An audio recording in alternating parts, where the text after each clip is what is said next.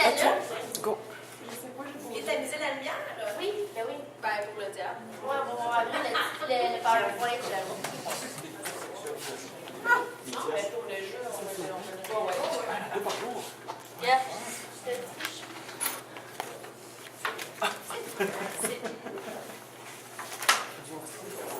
Est-ce que tout le monde est prêt? Oui.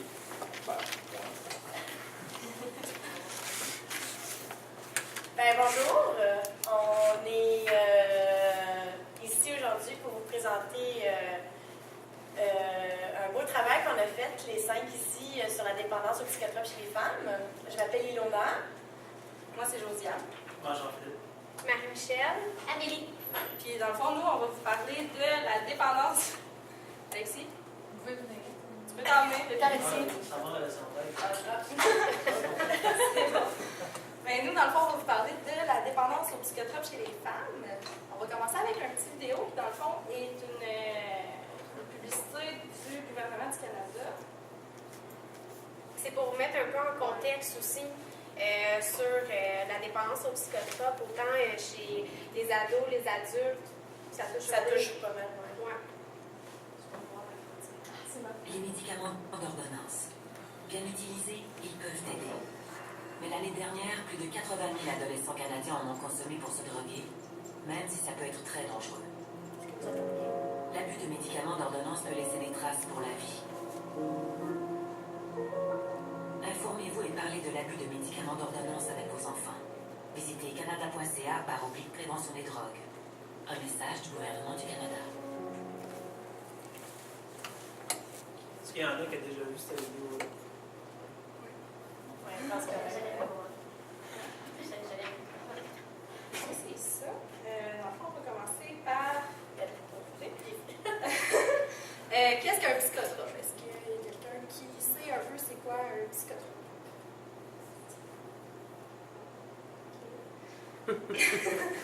Bon, ben, un psychotrope, c'est dans le fond une substance chimique qui réagit sur le psychisme, dans le fond sur notre système nerveux central. Puis ça modifie la perception, les sens, les sensations, l'humeur, la conscience. Puis dans le fond, c'est surtout psychologique et comportemental que ça va aller toucher. Puis là, ben là, on va commencer tout de suite avec un petit jeu pour vous justement vous donner des exemples aussi de psychotropes, parce que les psychotropes, ça touche vraiment à tout. Il y a les drogues, il y a autant juste la caféine, ouais, c'est ça, les médicaments et tout ça. Donc, les feuilles qu'on vous a passées, dans le fond, ça va être pour ça. Donc, il y a, je vais prendre celui-là ici. Il y a un côté ici que vous avez trouvé tout, les psychotropes, dans le fond. On va dire psychotropes plusieurs fois, je pense. Puis, vous avez un tableau. Donc, vous avez les stimulants, les perturbateurs et les dépresseurs. Puis, on aimerait que vous preniez 3 minutes puis que vous en mettiez le plus possible que vous pensez dans les tableaux que vous pensez qui vont. Puis ensuite, on va faire ça ensemble. Puis, fait que c'est ça. Oui. Que les cas sont exclusifs ou est-ce que ils Pardon? peuvent se retrouver dans plus d'un ou c'est. Oui, il y en a plusieurs que. Oui. Ils peuvent être dans plusieurs endroits, ça je veux dire? Non. Non, c'est un. OK. Un par Il oui, peut mais il y a pas être- plusieurs qui peuvent être dans majeur, ils peuvent en avoir 3-4. Oui, mais un ne peut pas être dans 2 endroits. Chaque cas, c'est non. mutuellement exclusif. Ouais, exactement. OK. Donc, un petit 2 minutes, là, puis après, on va le faire ensemble.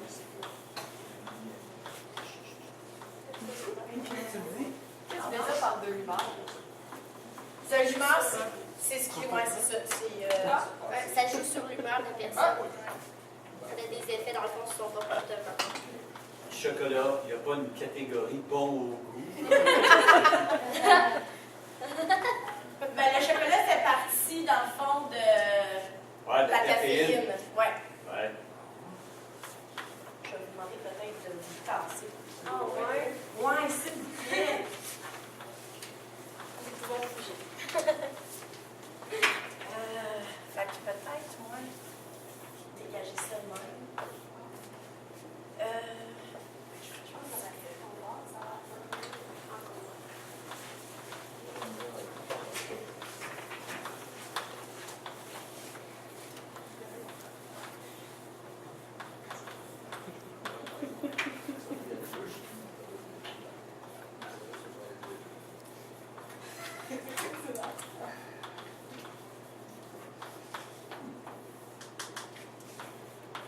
y en a qui sont plus faciles que d'autres, là.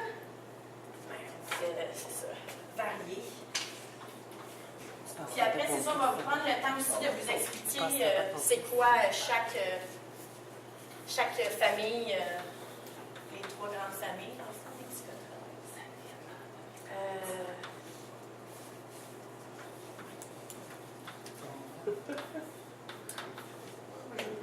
Ah oui.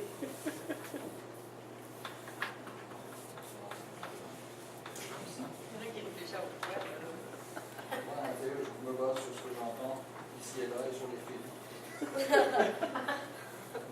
On donne à ma fille qui souffre pas. Bon. Est-ce que vous avez pu en mettre quelques-uns? Oui. Excellent. Est-ce qu'on peut demander 1 minute encore? Ça? Ben, Oui, certainement. Merci. Oui. Il faut m'avancer, ça.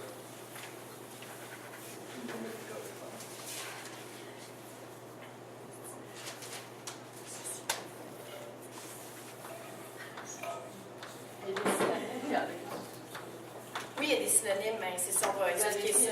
mélangés. Ben, exactement. C'est tout ce qu'on fait.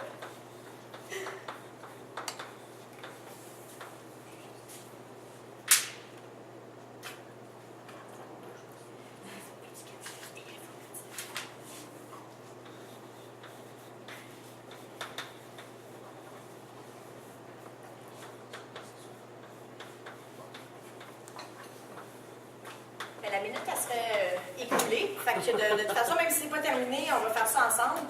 Puis si vous avez des questions entre-temps, je pourrais y répondre, ou mes collègues aussi, là, quand ça, un petit peu... On connaît rien là-dessus. Ah non, hein? Fait que si j'ai ici, oui, les stimulants majeurs, vous, c'est qu'est-ce que vous avez mis dedans?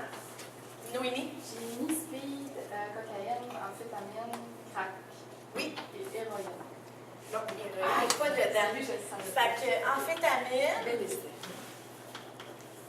amphétamine, cocaïne. Amphétamine avec un pet. Ah. Cocaïne. Eh ouais, j'aurais pu perdre des points sur mon français. T'as dit aussi speed. Parfait. Y en a-tu d'autres que vous pensez qui rentrent dans cette catégorie? Colle? Non. Non. Non, la colle, ça va être plus dans les perturbateurs. Ouais. Crystal meth. Oui. Excusez-moi mon écriture, là. Crystal meth. Puis, Caféine. il y en aurait... Pardon? Caféine. Caféine, Oh, dans il serait Ah, dans dans les mineur. mineurs. Oui, c'est Ouais. vrai. C'est dans un style. On va le mettre. Caféine mineure. Il y en a-tu d'autres dans les mineurs? Oui, la Nicolette. La Nicolette. J'ai triché un peu pour samedi je déduis que c'est certainement pas Il y en manquait un dans le majeur. Oui, il y en manque dans les majeurs. Du Il y en manque freebase. aussi. Le freebase, Ouais, il dans irait le dans les majeur. ouais. Ouais. Exactement. C'est quoi du freebase? On va voir la trouver. T'essayeras ça. Ça. C'est pas conseillé. Celui-là, majeur. Mais le freebase, dans le fond, c'est une molécule. Dans le fond, ça le rapporte, c'est un alcaloïde, puis ça gagne le sang directement. Puis ça. Ça, si tu mets ça dans un liquide ou un verre, je pense. Je pense qu'il y a plusieurs façons. Là, Les gens le fument. Mais là, je ne sais pas quoi faire. L'étudiante me dit que c'est pas conseillé. Toi, tu dis que je devrais en prendre. Je vais me baser sur l'étudiante. Mettons que c'est un dérivé de cocaïne. Fait que ça a comme dans le fond, ça donne plus d'effet de paranoïa. Puis c'est vraiment, dans le fond, c'est de la cocaïne fondue. Puis dans les mineurs, c'est ça, il en manquerait un aussi. Puis dans l'humeur, Caféine, on a déjà caféine, on a une Nicorette. Ah, ouais. Il y en aurait un autre aussi. Là. Le tabac. Ben, le tabac! Yes, sir! Merci, Le Michel. verre, il y a la tabac. Puis de l'humeur? Antidépressant. Yes. Yes. Moi, le café, ça me met de bonne humeur. là. Ça, j'allais là. Moi, j'aurais pensé que les antidépresseurs compensaient Dans les dépresseurs. dépresseurs. Un C'est un antidépresseur. antidépresseur. Fait que ça stimule. Donc, ça stimule. bonne Ouais. humeur. Ouais, comme un genre de est le à mot l'in- anti, je comprends, mais c'est pas ce que j'ai observé, moi. J'ai senti que chez les personnes que j'ai vues, ils devenaient relativement amorphes. OK, avec les Particulièrement les anticorps. personnes âgées que j'ai côtoyées, C'est là, pas, très amorphes. si je peux vous permettre, c'est pas qu'ils vont devenir amorphes, c'est qu'ils vont, comme leur affect, là, leur humeur est mise à plat. Ça va juste ça va Balancé. balancer. Fait que si la personne elle aurait besoin pour arriver là, ben arriver là, c'est pas très OK. Si des fois, en mort, ça peut être mieux que déprimé, Ouais. médicalement parlant. Exact. Ouais. J'achète. Ouais. Ben, merci beaucoup. Donc, dans les dépresseurs analgésiques, Noémie, morphine. Ouais. C'est plus. Valium? L'opiacé, pas Ah, ça? Valium. Opiacé, ouais. Ouais. Valium, il va aller dans le somnifère. Ben, il y en a beaucoup là-dedans que c'est ça, c'est des synonymes qui se. Ouais, ça va jouer. Parce que l'opiacé, c'est ça avec l'opium, dans le fond. Qui revient un peu à... Qui revient exactement. L'opium qui vient justement de. Valium, mais là, je pense que c'est Dans le peut-être un somnifère, somnifère. Valium, c'est le somnifère. Moi aussi, je Puis il y l'ai. en a un autre. T'avais mis aussi. Dans les analgésiques? Oui. Oui, dans les. Que moi aussi, j'ai été assez. Moi, je ne l'aurais pas mis aussi là-dedans, mais en faisant des recherches, ça. C'est l'héroïne. Le vin, Ben, c'est à cause peut-être? que c'est un dérivé pas mal. Mais l'héroïne, c'est ça, c'est pas mal dans la même famille que la morphine. Ce qui va faire un niveau. Ouais. Ah, ben oui, c'est Donc, l'héroïne C'est va vrai. aller dans l'analgésique, dans les dépresseurs aussi. Mm. Pour ce qui est des somnifères, Valium. oui, non. non. Ah, Le Valium va aller dans le tranquillisant. ok. Ah, ben oui, moi, je prends l'avion. Somnifère, il y en a un. Si je peux vous aider, c'est comme un petit mot anglais. Un downer. Ouais! Le downer. Les downers. Ouais. Mais les downers, c'est des pilules S'endormir. pour s'endormir, exactement. Qui va vraiment faire en sorte que tu vas être À à plat. ce genre de. Ouais, Dans un état de down. exactement. Puis, ben, alcool, le petit facile, oui, Noémie. Bière, ouais, et spiritueux. Un morceau de robot. Excellent. Et pour finir, les perturbateurs dans le cannabis. Oui, oui. Cannabis, THC. Oui, il y a le THC. Et, Pot. le pot. Oui, le pot. Ouais, c'est ça. Le hashish. Bien sûr. La hashish, en plus, qui vient. Le mot est d'origine arabe, que je ne savais pas. La coke va dedans? Non, la cocaïne, elle va dans les stimulants majeurs. OK. Ouais. Puis la cocaïne, c'est vraiment. Tu sais, amphétamine est relié aussi. Le crack, le freebase aussi, c'est vraiment une drogue. C'est juste la façon aussi qui est utilisée, puis il va juste avoir différentes molécules. Puis justement, si c'est chauffé, si c'est juste par. C'est ça. En poudre de rouge. Ensuite, le cannabis, il en manque un. Ouais. La résine. La résine. Merci. M'en parle. C'est vraiment de la résine Je résine. fais ça avec La résine, là, c'est vraiment, mais avec la chiche, Mais à c'est partir quoi, de la chiche, la résine, c'est dans le fond, à force de le fumer, disons dans une pipe, ou ben, c'est plus dans une pipe dans le fond, là, je dirais, il va tout le temps y avoir une genre de colle, la c'est ça. résine, puis le monde va gratter, puis ils vont par la suite même se rouler un joint, puis mettre en plus la résine sur le pot, la marijuana en tant que tel. Fait que ça fait encore plus d'effet, là. C'est. Eh oui. Ouais. Ouais. Budgétaire. C'est vraiment c'est une substance qui est quand même assez épaisse, de couleur brunante. Là. Ouais. C'est comme fumer ta cigarette, capturer la fumée puis la fumer. Ouais, c'est très ça. Ouais, exactement. Donc, dans les hallucinogènes, est-ce que. Noémie, merci! Vous avez mal participé. Fallait pas que tu le dises! Ils t'ont payé combien? Ouais. Hallucinogène MDMA, Oui. LSD, Ouais. buvard, Ouais. et j'ai mis des capants. Non, décapant, il va aller Ça me semble que dans les ça me stimulants. Ouais. Mescaline. La mescaline aussi. La messe.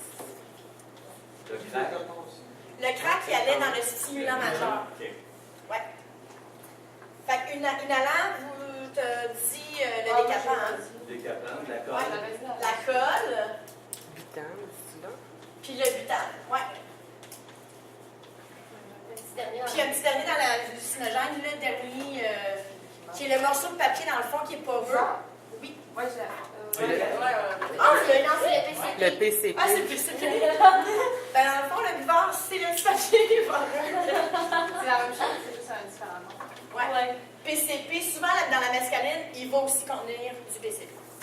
Donc, c'est ça qui est ça. Je vous remercie d'avoir participé. Est-ce que vous avez aimé ça? Oui. Ouais. On va retourner ça à la lumière. Je ne veux même pas qu'on mette les gens pour produire du butane. Ben, du butane, oui, ben, c'est pas cher. Ça va être aussi, surtout consommé ben, du côté des gens plus démunis aussi. Comme beaucoup d'Autochtones aussi vont faire la colle, les décapants, c'est ça, sac de papier. Dans les jeux aussi. Oui, les jeux Noël, les jeunes. C'est ça. Exactement. Ben, merci. C'est bien parti. Merci. Les trois grandes familles, justement, qu'on vient juste de faire, il y a les stimulants, dans le fond, qui stimulent les activités cérébraux. On a fait aussi les dépresseurs qui ralentissent les activités. Puis les perturbateurs aussi, qui sont les ben, c'est ça, c'est tout sur le psycho, dans le fond, que ça va jouer. Puis qui modifient les activités, qui vont être toxiques, dans le fond. Mais ils sont pas mal tous toxiques, là, je dirais. Mais les perturbateurs, c'est vraiment ce qui va jouer, puis il va modifier les activités. C'est un petit peu ça, comme on l'a dit. Un stimulant, c'est vraiment une substance qui va augmenter l'activité du système nerveux sympathique, puis qui va améliorer des fonctions de l'organisme, qui va nous stimuler vraiment va nous donner l'énergie pour le faire. Donc, avec certains qu'on a déjà énumérés ici, les amphétamines, la cocaïne et tout. La caféine, oui. Puis les antidépresseurs qui sont souvent les plus connus, les plus utilisés. Ouais, c'est les amphétamines. Ouais. Après ça, on a les dépresseurs qui ralentissent l'activité du système nerveux central, puis qui a un effet anxiolytique, dans le fond, pour diminuer l'anxiété hypnotique ou qui, dans le fond, un sédatif, comme la morphine, les dangereuses, l'uranium, puis les spiritueux. Après ça, on a les perturbateurs, qui sont les hallucinogènes aussi, que dans le fond, ça, c'est beaucoup pour... Chanceux qu'il n'y a pas d'épileptique. Ouais, c'est ça. Qui, dans le fond, ça perturbe notre perception de la réalité, puis qui procure des hallucinations. Comme le hashish, le LSD, puis le butane. Je sais pas comment expliquer plus que ça. C'est les deux justement qui vont être reconnus aussi sous le nom de psychédélique. Ouais. C'est vraiment...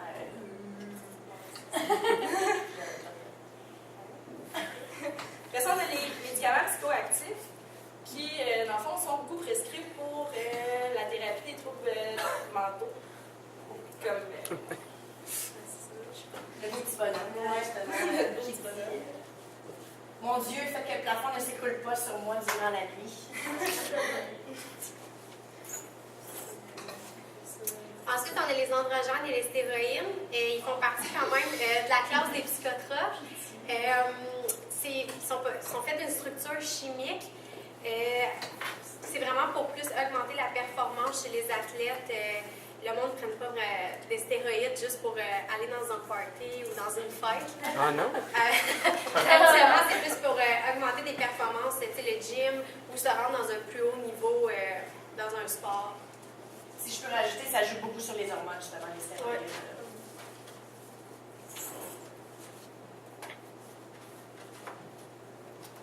Il y a 4 grands groupes de personnes à qui les psychotropes peuvent toucher. Je ne sais pas si vous êtes capable peut-être d'en nommer un des 4. Vous pouvez toucher dans le sens qu'ils sont à risque. Oui, qui peuvent être à risque ou Les personnes démunies. les adultes, si on peut dire ça. Ok. C'est vraiment Ouais, 4 c'est grands plus, ouais. groupes, c'est Ouais, vraiment c'est- général. Les adolescents, Oui? les adultes, Mhm. Les femmes. les personnes aînées, Mhm. Oui. les femmes. Si on dit Mais c'est adulte, en- adolescent, femme, une fois qu'on Oui, est les adulte, enfants. adolescent, Ouais. c'est pas mal tout le monde. Les enfants. Les enfants. Vu que nous, c'est c'est tout le monde. dépendance psychotrope chez les femmes, on a plus fait les enfants, les adolescentes, les adultes et les personnes âgées, mais tout dans la catégorie femmes. Alors, pour les enfants,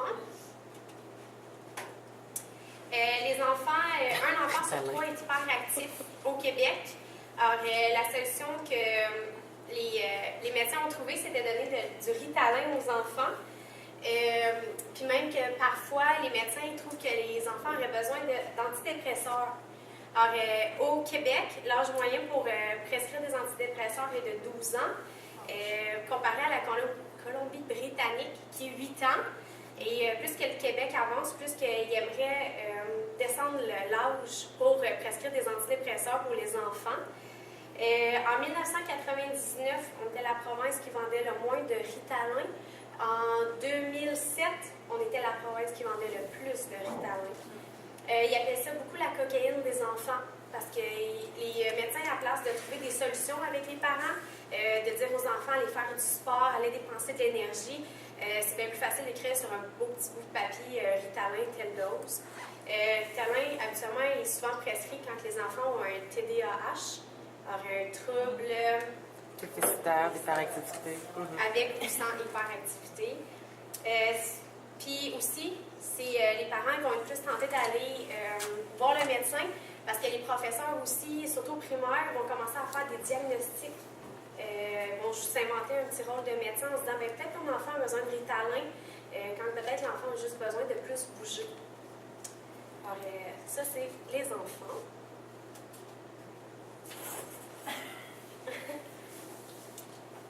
Juste pour, je vais juste vous apporter une petite parenthèse par rapport au TDAH puis le Ritalin. Ce qui arrive pour avoir travaillé beaucoup avec la clientèle 6-12 ans en santé mentale, c'est que beaucoup, dans le fond, des symptômes d'hyperactivité chez les enfants ressemblent aux enfants du même groupe d'âge qui sont dépressifs. Donc, la solution facile, c'est je vais te donner du Ritalin. En raison, dans le fond, du manque de connaissances de beaucoup de professionnels dans le domaine de la santé et des services sociaux par rapport à ça, c'est que quand on donne du Ritalin à un enfant qui est dépressif, ben on ne gère pas, dans le fond, c'est la bonne problématique. Alors, d'où est venue, dans le fond, la possibilité, bien, je vais te donner, dans le fond, c'est un antidépresseur pour aider, dans le fond, à balancer avec le TDAH ou bien, bon, les autres médicaments qui se donnent actuellement. Puis là, dans le fond, ça fait juste aggraver, dans le fond, la situation de l'enfant. Donc, ça augmente encore plus son hyperactivité, mais qui ne fait pas partie, dans le fond, du bon symptôme. Fait que là, on se retrouve, dans le fond, devant un nouvel enjeu face à une problématique, dans le fond, qu'on n'arrive même pas à soigner adéquatement actuellement.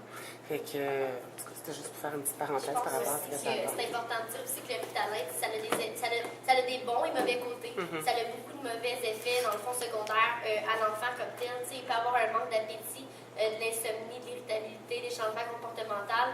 Fait que ça joue beaucoup dans le développement de l'enfant. Puis, dans le fond, c'est ça peut obstruer justement son développement. Même que des fois, le Ritalin va être, même le monde qui n'en a pas de besoin, c'est rendu une nouvelle mode de consommer du Ritalin juste pour voir c'est quoi le buzz aussi. C'est pas... Oui, comme Ilona a dit, c'est une nouvelle mode aussi. Quand on faisait les recherches, c'est une nouvelle mode chez les adolescentes en fin de session de prendre un Ritalin pour rester éveillé le plus longtemps possible pour faire les travaux. Alors, même s'ils prennent du café, des fois, ils vont tendance, c'est facile, marché noir, pharmacie, aller chercher un Ritalin, des fois une connaissance pour faire des travaux plus longtemps. Il faut dire aussi qu'en 1950, quand Ritalin a eu officiellement le brevet, son brevet, c'était pour des dépressions et la narcolepsie que le Ritalin a été conçu, si on peut dire, en 1950. Puis il y a beaucoup de psychotropes, dans le fond, que les enfants utilisent maintenant. Tu viens dans la pharmacie justement des parents pour faire comme on devrait essayer ça, une soirée, genre un petit peu pyjama ou ces affaires-là. C'est rendu peu populaire, mais dans le fond, c'est vraiment dangereux, justement, sur leur corps, puis surtout les mélanges, tout ça. Tout pour avoir un buzz. Ouais. Qu'est-ce qui peut faire en sorte qu'une adolescente ou un adulte peut commencer à consommer un psychotrope. Ouais, Demi? OK. Un adulte, motivation, perte d'emploi, quelque chose comme ça. Puis une adolescente, l'influence, dépression, peine d'amour. Ouais. Ah, c'est ça, c'est un peu comme tu as dit, là, nouvelle expérience, essayer des nouvelles choses. Veux pas, quand tu es adolescente, tu es toujours pas en grande quête, si je peux dire, là, mais tu veux vraiment essayer ce que peut-être tes amis ont fait, des histoires que tu as entendues. La curiosité va aussi avec la nouvelle expérience. L'influence d'un premier amour, c'est un amour qui est plus vieux ou une blonde qui est plus vieille. Moi j'ai déjà fait ça, essaye-le. Une influence. Vouloir appartenir à un groupe ou juste se faire accepter dans une soirée quelconque avec d'autres gens. Veux-tu essayer ça? Ça peut influencer les adolescents, mais des fois aussi les adultes. Des fois, même si tu es rendu à 20 ans, tu ne l'as pas essayé, puis tu es dans une nouvelle fête avec de nouvelles personnes, tu veux-tu essayer ça, c'est le fun. Ça peut commencer aussi même plus tard à l'âge adulte. Mais comme Noémie a dit, ouais, c'est ça, les dépressions aussi, puis perte d'emploi, divorce. Ouais. Alors, j'ai sorti quelques statistiques pour les adolescents et c'est vraiment fin enfant, début adolescence. 91,4% des filles ont déjà dit qu'elles avaient consommé psychotropes, drogues, médicaments, caféine. C'est quand même 91,4%. 54 points. Oui. Ça inclut caféine. Au fond, c'est tout ça. Oui, ça inclut c'est caféine toute et la alcool. feuille qu'on a vue. Okay. Exactement. C'est pas tous du LSD. Non. Mais c'est quand même c'est les adolescents, tu sais. Dans ce groupe de personnes-là, c'est quand même énorme. Quand quand même les 10 ans, 11 ans sont rentrés là-dedans, C'est de nos jours, Quand moi j'ai vérifié, c'était à partir de près 2010. C'est pas si loin que ça. 54,5% des filles avaient entre 12 et 13 ans. C'est la moitié des filles qui ont déjà soit consommé un psychotrope, ils ont essayé aussi, beaucoup d'essayer l'alcool, nouvelle expérience, le café. 58,4% qui rentrent dans les centres jeunesse avaient un problème de consommation ou ont un problème de consommation. Chez les filles, l'amphétamine, l'ecstasy, les drogues. Ouais. En 2006, 45% des adolescents consommaient des psychotropes. Alors, les médicaments qu'on a présentés. En 2007, 27 391 ados âgés entre 10 et 14 ans ont eu une ordonnance de la part d'un médecin. C'est quand même beaucoup de monde. Puis je pense que c'est facile aussi de nos jours d'aller voir le médecin et de se faire avoir des petits symptômes juste pour avoir une prescription facile. Les médecins, surtout au Québec, sont pressés parce qu'ils veulent voir le plus de gens possible. C'est facile, ils l'écrivent, tu as facilement une ordonnance. Quand tu veux ça, avoir rendez-vous avec. 26 399 étaient âgés entre 15 et 18 ans qui ont su une ordonnance de la part du médecin. jusqu'à date, est-ce que ça va? Oui. Je vais finir avec une petite dernière statistique. Là. En 2012, 40 701 personnes entre 10 et 14 ans. Mon Dieu. OK. J'allais oublier de l'enlever. Je me souvenais pas pourquoi on avait mis ça, mais il n'était pas censé être dans le PowerPoint. C'est une petite erreur. Je suis vraiment désolée. Dans le fond, moi, ça va être plus, dans le fond, l'effet d'une drogue. Ça dépend de plusieurs choses. Dans le fond, ça dépend de la substance, de la propriété pharmacologique. Ça inclut justement la quantité de drogue absorbée ou le dosage, la qualité ou la pureté du produit, le mode d'administration, d'absorption, si c'est fumé, injecté, sniffé, avalé, peu importe, ou c'est aussi la durée qui est la fréquence et rythme de consommation. Donc, dans le fond, c'est souvent quand tu as une prescription, tu as une certaine dosage à prendre quotidiennement. Fait que dans le fond, ça a un effet sur la substance. Ça a aussi l'effet sur l'individu. Ça dépend toujours de l'âge, du sexe, la taille et le poids, l'état de santé et le Ritalin, ça agissait beaucoup, ça avait beaucoup d'effets secondaires sur les enfants. Fait que ça agit beaucoup sur eux, sur cette catégorie d'âge-là. Puis les enfants sont plus sensibles aux psychotropes que les adultes. Parce que dans le fond, il y a beaucoup de médias aussi, tu sais, comme avec l'influence, tout ça. Fait que dans le fond, tu sais, ça augmente aussi le fait de vouloir en prendre. Sinon, aussi, il y a le contexte, ça dépend des situations, des émotions qu'on vit. Tu sais, dans le fond, des humains, on vit des hauts et des bas. Puis dans le fond, ça peut toujours dépendre aussi du lieu de la personne, si elle est à la maison, avec des amis, ou au travail, au restaurant. Il y a toujours, dans le fond, des meilleurs moments propices à pouvoir consommer des psychotropes. Il y a des moments de la journée, des fois, justement, au lever, en soirée, ou lors des pauses de travail, peu importe. T'sais, des fois, juste quelqu'un qui fume la cigarette à la pause, vraiment qu'il ait fumé sa cigarette. Fait que, dans le fond, c'est vraiment ça, c'est vraiment un contexte, dans le fond, qui peut dépendre de l'effet de la drogue. Les relations avec les autres, justement, comme on n'avait pas en parlé, ça dépendait surtout de la famille, les amis, les conflits personnels, puis surtout des fois aussi le contexte culturel qui est quand même, ça peut jouer aussi sur une personne. Il y en a beaucoup qui sont interdits de consommer certaines drogues, certains alcools. Puis ça, c'est vraiment, ça va avec la religion. Puis c'est une permissivité. Dans le fond, il y a des conséquences par rapport à l'abus. Tout ça dépend, dans le fond, ça dépend si c'est de manière modérée ou abusive. Ça a des conséquences très, très différentes. Les risques associés à la consommation, ça dépend de la personnalité de l'individu, son environnement, la nature et le statut légal des produits consommés, dans le fond, ainsi que l'usage de la personne. Les drogues sont considérées dangereuses lorsque son utilisation entraîne des conséquences négatives pour le bien-être physique, mental, social et économique du consommateur. Quand ça vient que tu as presque plus d'argent et que tu dois, dans le fond, faire des affaires mauvaises, dans le fond, pour procurer ton besoin, ça devient vraiment un problème dans la vie de la personne, malheureusement. Aussi, la suétude détourne la personne de tous ses autres centres d'intérêt. C'est pas comme quand c'est pas une expérience agréable ou qu'il y a l'incapacité de choisir de ne pas faire ou oui, je veux faire quelque chose ou pas. Tu sais, des fois, il y en a qui disent ah, ben, je l'ai fait parce que j'étais sous, mais malheureusement, tu sais, comme des fois, ça joue aussi sur le comportement de la personne. Puis souvent, c'est un piège, dans le fond, dans lequel toute personne peut tomber. Tu sais, il y a des psychotropes qui sont plus addictifs que d'autres. Tu sais, comme l'héroïne, le crack, tout ça. Tu sais, c'est vraiment quelque chose que, aussitôt que tu en prends, tu deviens vraiment addict, tu en as vraiment besoin. Fait que, tu sais, c'est vraiment quelque chose qui joue sur la solitude de la personne. Pour la tolérance, avec le temps, le consommateur régulier d'augmenter souvent ses doses pour ressentir les mêmes effets qu'il a pu ressentir à la première essai. Puis dans le fond, ça accroît le risque d'affecter la santé de l'individu dans ce cas-là. Puis dans le fond, le syndrome de dépendance, l'addiction, c'est dans le fond, ça se définit par l'état résultant de l'absorption périodique ou continuelle d'une drogue, médicament, tabac, alcool, hashish, héroïne.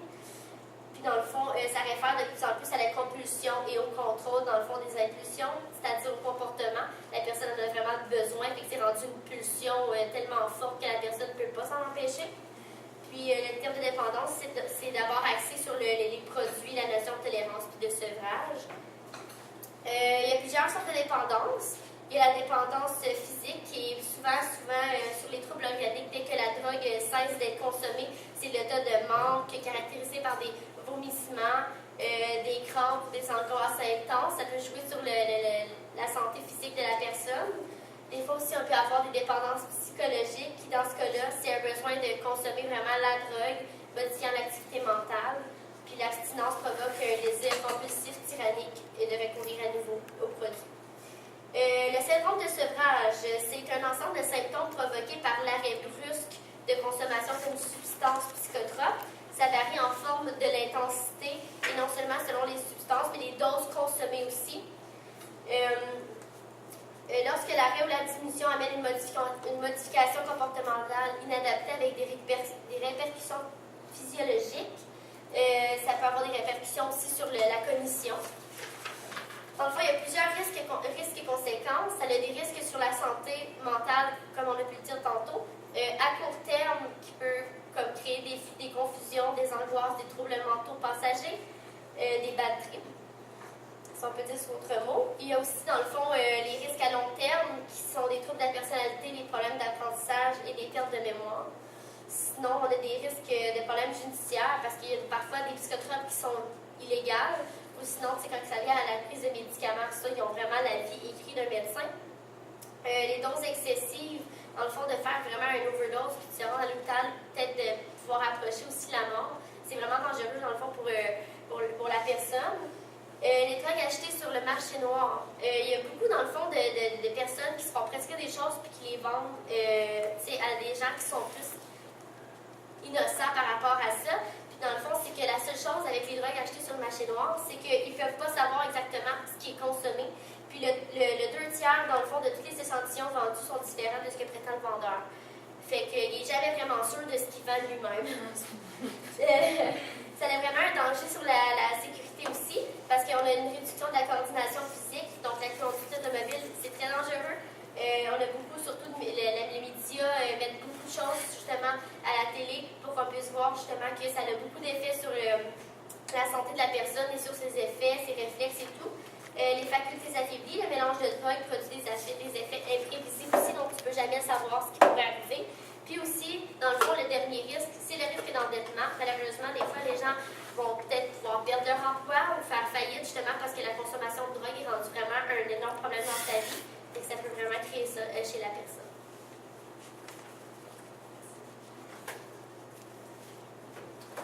Pour les personnes âgées, la consommation de somnifères, d'antidépresseurs peut mener à l'Alzheimer.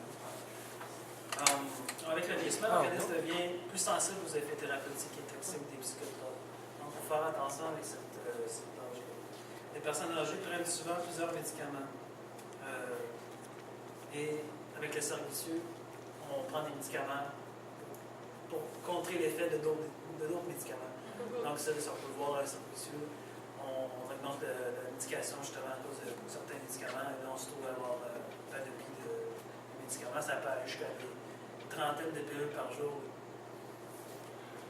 Leurs multiples problèmes de santé les rendent plus vulnérables aux des risques d'interaction, d'effets indésirables synergiques. Les médicaments sont responsables de plus de 10 des hospitalisations des aînés et de près de 20 pour les octogénaires. On peut voir aussi des médicaments pour la sédation, souvent pour les douleurs, tout ça, mais à surveiller parce que ça peut causer la somnolence excessive pour la léthargie, peuvent nuire aux activités de la vie quotidienne et domestique. On peut voir aussi l'hypotension orthostatiques est courante, des effets secondaires sur les psychotropes chez les aînés. On peut voir aussi une provocation des chutes et des blessures graves, comme fractures, hématomes. Les risques de chute augmentent d'environ 1,5 à 1,6 fois en cas de consommation de psychotropes. Déjà que certaines personnes âgées, mobilité réduite, s'ils prennent des psychotropes, ça augmente encore plus le risque de blessure. On doit prescrire aussi des doses inférieures parce que justement, ils sont plus fragiles aux médicaments, comme on dit tantôt pour les enfants. C'est la même chose. Suggéré par les adultes car ils sont beaucoup plus fragiles. Le cerveau des personnes âgées est souvent fragilisé par la démence, d'autres lésions cérébrales. On peut parler aussi de Parkinson. Du Parkinson à cause des psychotropes. L'Alzheimer, la démence, lésions cérébrales peut causer aussi d'autres sortes de démence. Il s'agit d'antidépresseurs, d'antipsychotiques, classiques et atypiques. Les antipsychotiques atypiques, c'est ceux qu'on prend en ce moment. Avant, les antipsychotiques normales il y avait beaucoup plus d'effets secondaires. En ce moment, on les appelle atypiques parce qu'ils ont changé la forme de molécules dans les médicaments et ont beaucoup moins d'effets secondaires, mais les personnes âgées, ils en ont pris plus que nous et qui ont plus de vécu face aux médicaments. Dans le temps, il n'y avait pas assez de recherche pour prévenir les effets sur les cobayes, comme on peut appeler. Ils testent les médicaments pour nous, dans le fond. Ah, c'est ça, nous, notre génération, c'est nous qui va, dans le fond, être pas mal atteint plus, là, je dirais, là, comme étranger. Parce que je sais pas, moi, en tout cas, désolé. Les antipsychotiques aussi augmentent le facteur de 1,2 l'accident, 1,5 à 2 risques de décès d'accident vasculaire cérébral en cas de démence, d'où la mise en garde, comme je parlait, il n'y avait pas de mise en garde dans le temps, parce qu'il n'y avait pas assez de recherche. Aller au changement médical, atypique. L'évolution des médicaments sont quand même assez lentes. Malgré tout, les symptômes comportementaux psychologiques de la démence, l'agitation, l'agressivité, l'hallucination, l'idée délirante peuvent avoir des lourdes conséquences sur le patient et son entourage, surtout son entourage pour les personnes aidantes. Ça peut être très pénible pour eux. Fait beaucoup de temps de vie. Donc aussi, c'est plus risqué pour les personnes âgées s'ils ont plus de personnes aidantes. C'est lui qui va avoir plus de risques de blessures aussi encore. Donc, il y a évidemment des soignants bien en cause pour les personnes âgées. Passons par exemple aux blessures qui peuvent survenir dans un tel contexte de l'épuisement des soignants. Bien que les études soient contradictoires, ces symptômes maltraités pourraient être associés à une morbidité et à une mortalité accrue et entraîner une détérioration cognitive plus soutenue. Les antipsychotiques atypiques sont alors modérément efficaces, encore là. Imaginez les antipsychotiques qui ont dans le temps. C'est meilleur en ce moment sur l'atypique, mais on quand même faut quand même le modérer parce que c'est des risques trop élevés. Un essai thérapeutique qui était ici souvent justifié. Après quelques mois, un sevrage peut être tenté. Encore là, tenté. Le besoin étant souvent transitoire à l'arrêt possible. Donc encore là, c'est difficile. Avec le nombre de médicaments que les personnes âgées peuvent consommer, très difficile de faire un sevrage parce que faut arrêter les médicaments assez rapidement, souvent, parce que ça peut causer des maladies très graves. Mais on ne peut pas les diminuer assez vite. Ça cause des problèmes à ce niveau-là. Ça cause des problèmes que les médicaments règlent, mais que d'autres médicaments, il faut qu'ils règlent des problèmes de ceux qui règlent. C'est pas super pour les personnes âgées. Ça marche, Quelques statistiques, 10 à 15% des hospitalisés sont dus à mauvais médicaments prescrits. Les docteurs ne sont pas tous hyper compétents. Ils peuvent faire des erreurs comme tout le monde. On peut voir aussi que les infirmières font des erreurs. Il y a des décès chaque année à cause des erreurs des docteurs et des infirmières. Les médicaments, des fois, se ressemblent. Les flacons se ressemblent. Les infirmières prennent un flacon au lieu de l'autre, mais ils sont un à côté de l'autre. Un mauvais, dans le patient, ça manque. Les docteurs, eux, ils prescrivent. On peut voir des lobbyistes, on peut voir des docteurs qui vont se faire influencer par des représentants pharmaceutiques, des représentants de compagnies de médicaments qui vont emmagasiner et vont prescrire à tout moment. Même des mensonges. Comme on disait tantôt, les jeunes vont aller voir des docteurs juste pour mentir et avoir des médicaments dans leur poche pour peut-être même les vendre et ils vont se mettre avec ses amis. Les médicaments, c'est un service vicieux. Comme je vous ai dit tantôt, des médicaments qui règlent une maladie, mais il en faut d'autres pour régler ces symptômes de ces médicaments-là qui étaient très efficaces, mais qu'il faut d'autres médicaments pour contrer les effets secondaires. Les pharmaciens influencent les aînés dans la résidence des personnes âgées, comme je vous dis, les représentants des pharmacies ou des représentants d'entreprises médicales, des médicaments pour se faire plus d'argent sur les personnes âgées, parce que il y a même des rabais, souvent des rabais aux personnes âgées qui développent des rabais. Ça coûte moins cher pour eux, pour certains médicaments, que nous les adultes, parce qu'ils voient qu'ils en ont plus de besoin. C'est une stratégie de marketing pour pousser les aînés à prendre plus de médicaments. Donc les docteurs sont pas tout super de bonne foi à cause de ce capitalisme. Là, si je ne me trompe pas, ça c'est un vrai ou faux? Oui, c'est un vrai ou faux.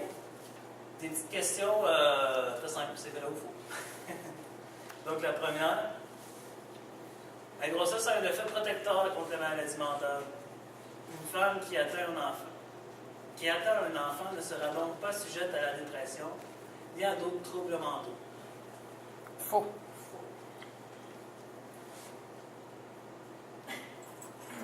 La grossesse n'a aucun effet protecteur. Certaines femmes déjà atteintes d'une maladie mentale courent un risque accru de rechute si elles arrêtent de prendre leur médicaments.